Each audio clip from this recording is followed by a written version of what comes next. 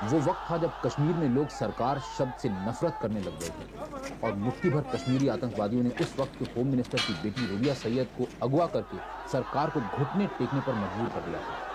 वो वक्त था जब कश्मीरी नौजवानों के लिए मिलिटेंट होना फख्र की बात बन गई थी। ऐसे माहौल में बहुत से नौजवान भटक गए थे और कुछ तो इंसानियत भी खो बैठे थे।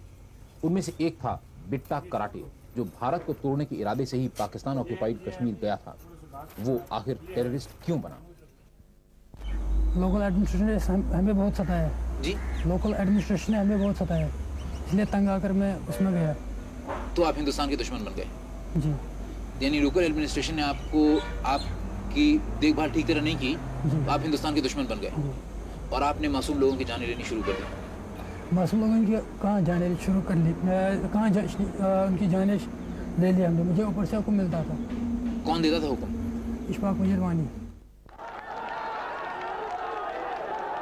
कश्मीर लिबरेशन फ्रंट का एरिया कमांडर इशफाक मजीद वानी बिट्टा कराटे को 32 दिन की ट्रेनिंग के लिए सरहद के पार ले गया। पाकिस्तानियों ने इनमें से किसी पर भी विश्वास नहीं किया। जब भी उन्होंने जगह बदली, उन्होंने इनकी आंखों पर पट्टी बांध दी।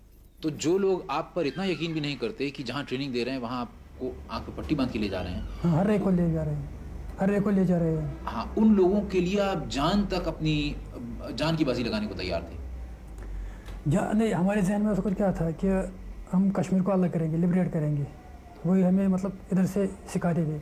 जब भी आप किसी का मर्डर करते थे तो क्या हमेशा इशफाक मजीद वानी का ऑर्डर होता था तब करते थे या अपनी मर्जी से भी कर सकते थे? नहीं, अपनी मर्जी से मैं किसी को नहीं मारता था। ऊपर से ऑर्डर मिलता था, लीडर ऑर्डर देते थे कि अच्छा, ऑर्डर दे किसी को मार दो, आप मार देते थे? हाँ जी, चाहे वो कोई भी हो? कोई भी हो। अगर वो कहता कि अपने सगे भाई को जान से मार डालो? जी, मैं तो मार देता।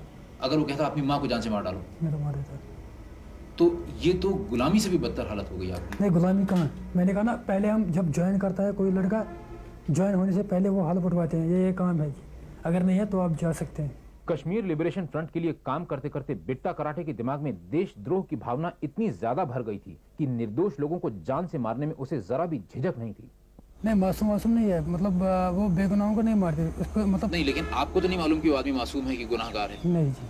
आपको हुक्म दिया कि मार डालो, आपने मार डाला? जी। He is not one of the most dreaded terrorists, but he was a compulsive killer, and we were after him for a long time because he committed some very gruesome murders in front of women and children and things like that. अच्छा, आपने कितने लोगों की जानें ली?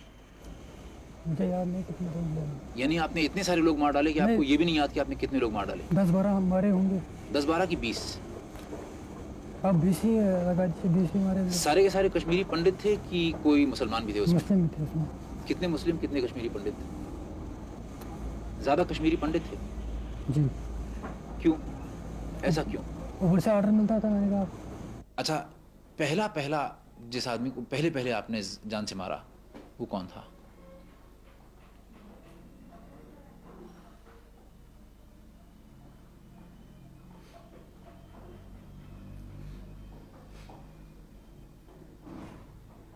पहला कत्ल कब किया आपने? पहला कत्ल कब किया आपने? वही मैं सोच रहा हूँ। पहला मर्डर मैंने सतीश को मारा। सतीश कौन? सतीश कुमार टिक्कू। टिक्कू कौन था ये? मुझे ऊपर से मतलब ऑर्डर दिया गया कि उसको हिट करो, मैंने किया। कौन था ये? पंडित लड़का। सिर्फ इसलिए कि पंडित था? नहीं, वो शायद आरएसएस का था। तो क्या आरएसएस का होना किसी के लिए गुनाह है? यानी अगर कोई आदमी आरएसएस का मेंबर हो तो आप उसे जान से मार डालेंगे? मैंने कहा ना, मुझे ऊपर से इंस्ट्रक्शन मिलता था कि फलानी को मारो। अगर मेरी जगह किसी और को मिल जाता कि फलानी को मारो, उसको मारना था। जिस लड़के ने, बिट्टा कराटे ने सतीश को जान से मारा, उसके लिए आप क्या सजा मुनासिब समझते हैं? क्या समझते हैं आप? बेटा तो मेरा कहाँ से वापस आएंगे तो क्या कहूँगा। किस चीज से मारते थे आप? पिस्टल से। हमेशा पिस्टल से ही मारते थे या AK-47 से भी मारते थे? AK-47 से हम सिक्योरिटी वालों पर एक्शन फायरिंग करते थे।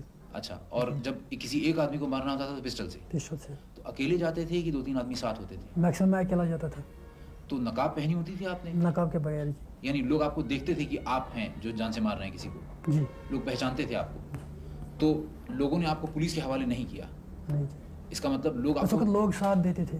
अच्छा, कभी ऐसा हुआ कि आपने जिस आदमी को मारना चाहा, आपने कोशिश की लेकिन आप फेल कर गए? नहीं जब भी आपने कोशिश की सफल हुए?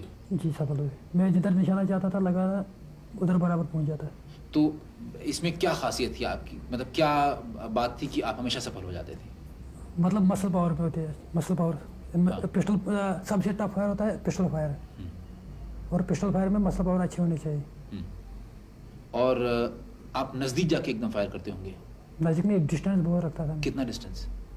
30 गज 20 गज। इतनी दूर से पिस्टल से मार देते थे? जी, और क्या कहाँ निशाना ताकते थे, सर का कि दिल का? मैक्सिमम मैं सर का या हार्ट का लगाता था। तो जब लोग मर जाते थे या आपके सामने तड़पते भी होंगे, तो आपको कभी ऐसा लगता था कि मैं क्या कर रहा हूँ, मैं इंसान हूँ, इंसान की जान ले रहा हूँ? पहले भैया लग रहा था, बाद में नहीं। बिट्टा कराटे जिस आदमी के कहने पर आंख मूंद कर चल रहा था, उस आदमी इशफाक मजीद वानी की मौत उन निर्दोष लोगों से भी बदतर हुई जिन्हें उसने मारा था। इशफाक मजीद वानी को कैसे मारा गया? वो तो काउंटर में मारा गया, एनकाउंटर में? इनकाउंटर में मारा गया। जेन्युइन एनकाउंटर था, जंग एनकाउंटर, मतलब सही एनकाउंटर था? सही इनकाउंटर। असलियत में वो सिक्योरिटी फोर्सेस के ऊपर फायर कर रहा था, नहीं तो वो तो कवर पोजीशन में खड़ा था। लेकिन लड़ रहा था सिक्योरिटी फोर्सेस से। बाकी जो लड़के थे वो लड़ रहे थे, और उसने हैंड ग्रेनेड फेंकने की कोशिश की, हथगोला। इशफाक मजीद वानी ने? जी, और इसके ऊपर फायर 2-4 आ गए। लेकिन अब बिट्टा कराटे को लगता है कि पाकिस्तान ने उसके साथ धोखा किया है। उन्होंने कहा पहले जब मैं 88 में जब मैंने इन्फिल्ट्रेशन की, तब उधर जब ट्रेनिंग की, उन्होंने कहा कि आप अंदर से कुछ करो, जब लोग आपके साथ होंगे तो बाकी हम कुछ करें, बाकी हम सब हम पर डालो। यानी पाकिस्तान हिंदुस्तान पे अटैक करेगा, जंग करेगा।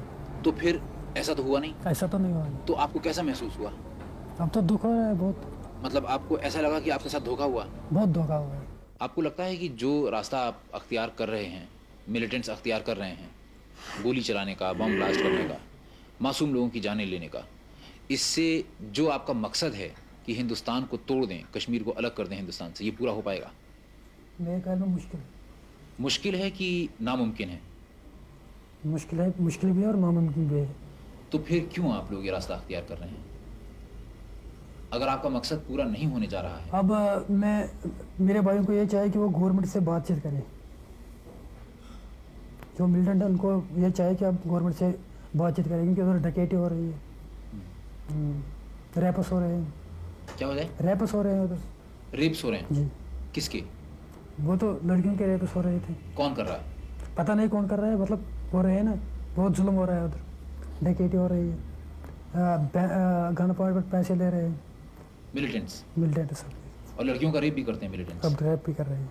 और लोगों के ऊपर ये भी दबाव डाल रहे हैं कि अपनी लड़की की शादी फलां से कर दो, अपनी लड़की की शादी फलां से कर दो। नहीं, उसके बारे में मुझे इल्म नहीं है। लेकिन ये आपकी जानकारी है कि मिलिटेंट्स लड़कियों को रेप करते हैं? जी, कर रहे हैं अब, और जोर से पैसे भी, गन पॉइंट से पैसे भी ले रहे हैं। अब बिट्टा कराटे भारी संख्या में मिलिटेंट्स के आत्मसमर्पण के बारे में क्या सोचता है? सरेंडर कर रहे हैं, ठीक कर रहे हैं जी। जो सरेंडर कर रहे हैं, ठीक कर रहे हैं। ठीक कर रहे हैं? ये ठीक कर रहे हैं। लेकिन जो बाकी मिलिटेंट्स हैं जो सरेंडर नहीं कर रहे हैं, वो जीने देंगे इन लोगों को जो सरेंडर कर रहे हैं? उनको भी सरेंडर करना चाहिए, लेकिन या होगा बातचीत क्या? करनी चाहिए। करना चाहिए तो अलग बात है, लेकिन हाँ जी। होगा क्या? मतलब क्या वो सरेंडर कर देंगे सारे के सारे मिलिटेंट्स जो इस समय 3000 या उससे ज़्यादा मिलिटेंट्स हैं वैली में? नहीं जी, तो असलियत में होगा क्या? मैंने कहा तबाही होगी। क्या सज़ा होगी आपकी? जो देंगे वो भी मंजूर है। क्या लगता है आपको, क्या सज़ा होगी आपकी?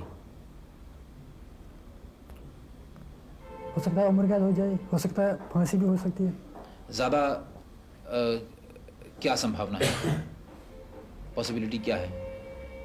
मेरे दिमाग से फांसी हो सकती है। आपको कबूल है फांसी? जी, कबूल है। This man, who's so casual about killing other people, clearly sees his own end in a misguided glory of martyrdom. What kind of a cause is this that dehumanizes a man so much that he's willing to kill his own mother?